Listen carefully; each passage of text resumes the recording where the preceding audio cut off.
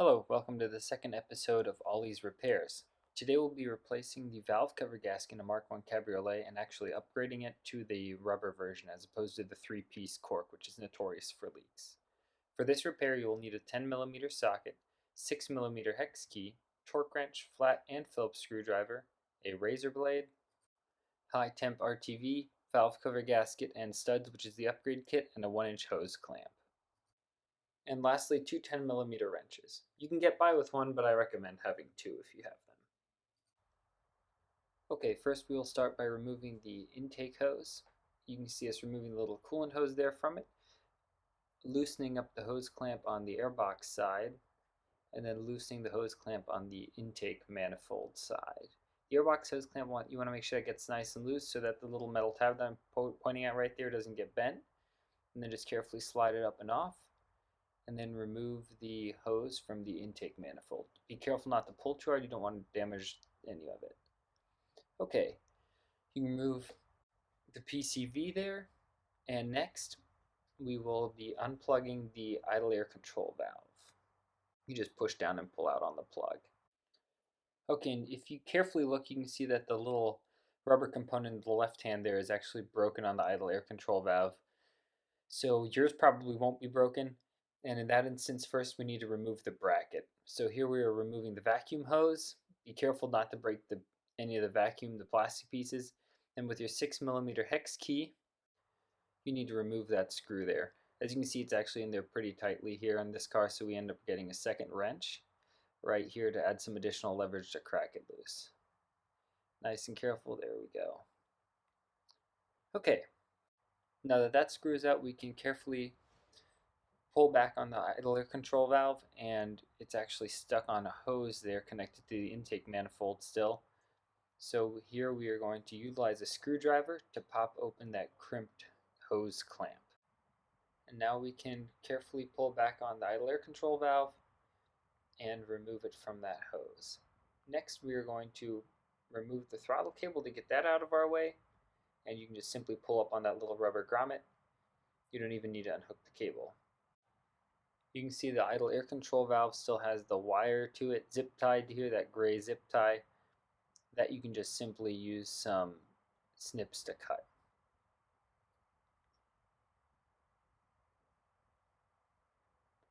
Alright, now the intake hose is free. You can just set that aside and make sure it doesn't get dirty. Next we are going to remove this 6mm hex key from the intake manifold support. Again, use the wrench method there to crack it loose, give us some additional leverage. Okay, now I'm going to remove the vacuum line that goes to the brake booster. It's a little flathead screw there. Make sure you loosen it and be careful not to crack that little black and yellow valve. It's a hard to find part. Once that's removed, we can finish removing the intake manifold bracket, remove the Allen bolt, and then next we will remove the little 10mm nut that goes into the valve cover. Just crack it loose and then remove it. And now the bracket is free. Next we can start removing all of the 10mm nuts that hold on the valve cover.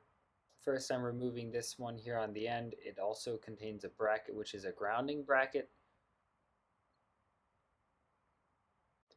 Next we're removing this nut that holds on the sensor, which is for the radiator after run circuit. And just be careful not to make sure to lose any of these little nuts here. And that can just be placed aside. Okay, here I placed the ground bracket a little bit out of the side, and then crack all of the rest of the 10mm nuts loose. Those can all be removed, and then this metal strap removed. The procedure for the back 4 nuts is the same. A quick note, some of you actually might still have the timing belt cover on it, which I do not on this vehicle right now. You need to remove that, and that's going to be 2 small tabs at the top that will be unclipped. And I actually talk about installing the timing belt cover at the end of the video, so you can reference that as well if you want to see exactly how that is done. And then here we remove that metal piece as well. Okay, next I use some compressed air here to kind of blow off any dust and debris that's around there. If you don't have a compressor, no problem. Just use a paper towel to wipe it off a little bit and make sure when we crack the valve cover loose that nothing gets inside. So since these are typically RTV'd on by some previous owners, it might take some effort to get loose, and there you can see all the RTV once we end up prying it loose. The little plastic cam cover that you see there is just simply removed, and make a note of the orientation of it with one side that is cut just a little bit differently than the other. Remove the cork gasket in the RTV without making sure any material falls inside of your cylinder head. Also make sure to remove the last piece of the 3-piece gasket, which is this little orange piece over here. Okay, the next step is going to be to remove these studs. We need to remove them because these actually have little shoulders on them so that the cork gasket doesn't get compressed. And the new rubber gasket that we're installing has those basically built into the gasket itself. So screw on 2 different nuts here that you just removed and tighten them nicely. And once you tighten the nuts on themselves with 2 10mm wrenches, you can basically just back out the stud. Sometimes the studs are in there pretty tightly. Here we end up having to tighten the top nut a second time to make sure we can crack it loose. Okay, now that the stud is coming out, repeat the procedure for the next eight studs. Here's the last one being removed. And then the next step is going to be to clean the gasket mating surface. The way we're going to do this is first I'm going to wipe everything away, all the major dirt and debris. And then next we're going to remove any existing gasket material or gasket maker from the surface with a razor blade. Be careful not to scratch any of the material inside the cylinder head again, and also be careful to use it at a nice flat angle so that we don't mar any of the aluminum. The razor blade is steel after all, which is a significantly stronger metal than the aluminum, and we don't want to scratch any of the mating surfaces. Otherwise, all of our hard work to upgrade to the rubber gasket will still result in leaky valve cover. Last step is to spray some brake cleaner on a paper towel and then wipe it down. I wipe down those corners there really well because we're going to put some RTV in there later. Make sure you clean those. Clean around everything else and wipe out that little divot as well because we will also be putting a little bit of RTV there. Depending on how much RTV was used during the previous repair, this next step can be a pain. We need to make sure we clean the valve cover as well as we can with a razor blade to scrape off the RTV and clean the surface, and then brake cleaner as well to clean out any debris that's still left. This may take some time, but be patient and do a good job of cleaning it. You can see there's quite a bit here on the back side as well.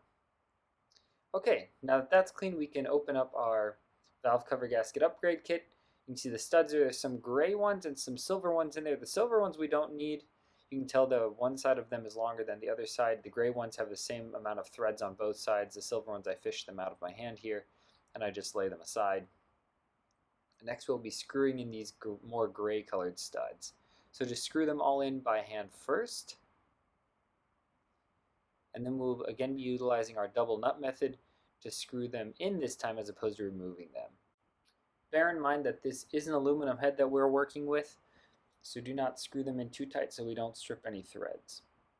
Also, the torque on the valve cover bolts is going to be 87 inch-pounds or 10 Newton meters, so the nut holding the valve cover on is not going on there very tightly. Okay, now that that one is in, we can remove the 2 nuts and then continue the procedure on the rest of the studs.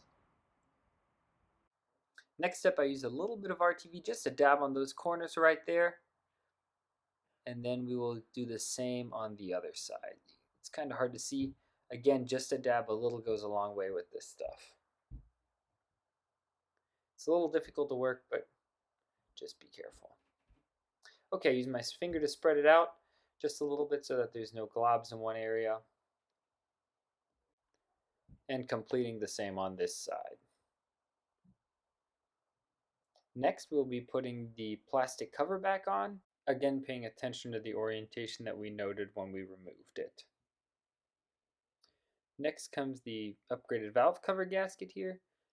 Carefully slide it on, and then make sure that both ends are seated well. Take your time, make sure that everything looks good. Make sure that there's no RTV coming out. If that is the case, that means we use too much.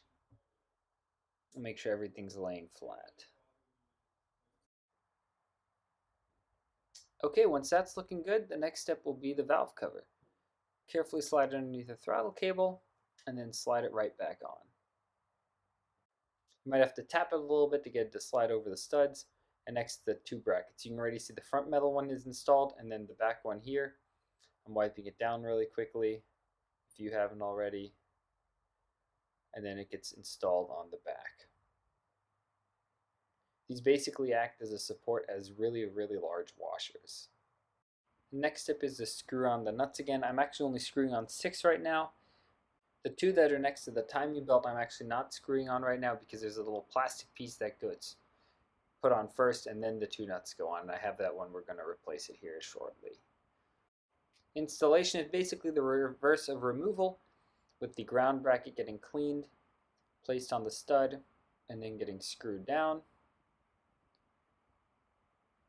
And this was one nut that actually had a flange on it, and that came off of this bracket. Not sure if all cars did that way or if it was just this one from someone else's handiwork in the past. Screw it down. Next is going to be, again, this after run sensor, wiping it off, making sure it's just somewhat clean, and then screwing that down as well.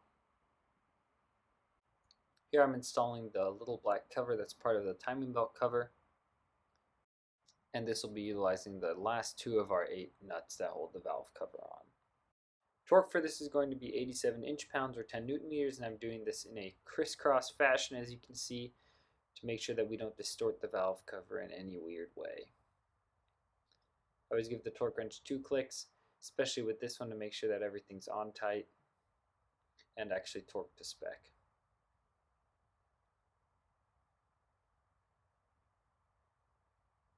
Okay, next, after all of the valve cover bolts are torqued, then we want to install the intake manifold brace. And the torque spec for this bolt is going to be 15 foot-pounds or 20 Newton meters. This hex key I end up just doing by hand because I can't really fit a torque wrench in there. Next, we're going to snake the intake hose here under the throttle cable, connect it on the manifold end, and then retrieve the clip that I lost and connect it back on the mass airflow sensor end. Again, being careful not to bend the metal tabs on that hose clamp. Snap the coolant hose in the top, snap the PCV back into the valve cover, and then take your 1-inch hose clamp, slide it over that little tube, and slide in the idle air control valve. And I'm turning the hose clamp here so that I can access it easily from the top with the screwdriver. Next, the bracket for the idle air control valve. Carefully slide it in so you don't break your rubber if it's not already broken.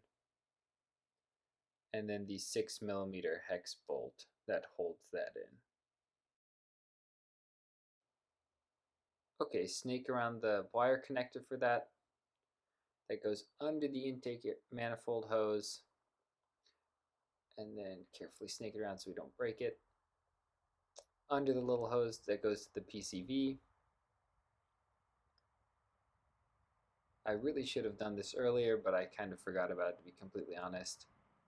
And then slide it underneath the idle air control valve so that we can then plug it in.